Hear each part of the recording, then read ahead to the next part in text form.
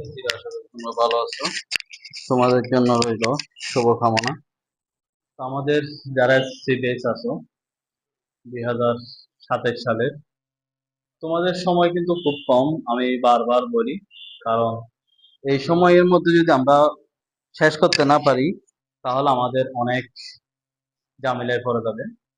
তো তোমাদের আজকে আমি একটা জিনিস দেখাবো, সেটা হচ্ছে পরীক্ষার এই সময়টুকুর মধ্যে কিভাবে পরীক্ষার প্রস্তুতি নিবা সেটা সম্পর্কে একটু ধারণা দিব।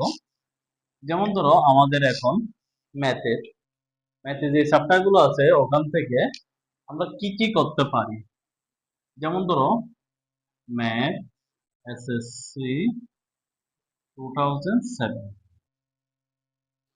এখান থেকে আমি কি কি করব। যারা দুর্বল আছো, যারা পারো সবগুলো করতে হবে, কিন্তু ওখান থেকে আবার আরেকটা কিছু জিনিস আছে যে চ্যাপ্টার গুলো করলে আমি অবশ্যই পাস হবো বা এমসিকিউ গুলো সবগুলো করতে পারবো। এভাবে যেমন আমাদের চ্যাপ্টার আছে হচ্ছে চ্যাপ্টার 1, 2, 3, 4, এগুলো হচ্ছে আমাদের বীজগণিত। তারপর হচ্ছে 5 আছে, অনেকগুলো চ্যাপ্টার। এই সবগুলো থেকে আমাদের আসবে যে মাত্র 2টি প্রশ্ন। তাহলে বীজগণিতে এখান থেকে 2টা। তারপর জ্যামিতির মধ্যে আছে 6, 7, 8, এখান থেকে আমাদের 2টি প্রশ্ন আসবে, একটি লিখতে হবে। এখানে কি করতে হবে? একটি, এখান থেকে একটি। এরপর আসছি ত্রিকোণমিতি আর পরিমিতি। 9, 10, তারপর পরিমিতি হচ্ছে 16টা। তাহলে এখান থেকে 2টা আসবে, একটি করতে হবে। 2টা আসবে, একটি করতে হবে। তারপর হচ্ছে 17 অধ্যায়। 17 অধ্যায় থেকে 2টি আসবে, একটি করতে হবে।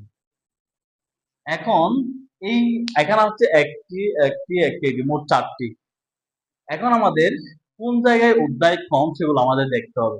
যেমন তো 17 অধ্যায় থেকে আমি যে ভালো করে করি, একদম ভালো করে, আমি ওখান থেকে 2টা করতে পারবো। কারণ এখানে আসছে 4টি, একটি একটি একটি 4টি করার পর আরেকটা যে কোনো জায়গায় করতে পারবো। তাহলে আমরা 17 অধ্যায় যেহেতু সহজ, 2টা করতে পারবো, ওখানে ওখানে 2টা করে দেবো। তারপর আসি এবার 9 আর 10 যদি কঠিন লাগে তোমরা 16 দিয়ে করবা। অনেকে 9, 10 কঠিন লাগে, সহজ লাগে, আবার অনেকে 16 দিয়ে কঠিন লাগে। তাহলে যার যেটা সহজ সেটা করিবা। তুমি যখন 16 দিয়ে করবা, 16 যেটা ভালো করে করবা, মানে 16 দিয়ে যেভাবে আসুক তুমি যেন করতে পারো। তাহলে এখান থেকে বলো একটি, এখান থেকে একটি, এখান থেকে 2টি, দুটোটা করবো। তাহলে এখান থেকে একটি করবো, এখান থেকে 2টি করবো। এবার আসি 6, 7, 8।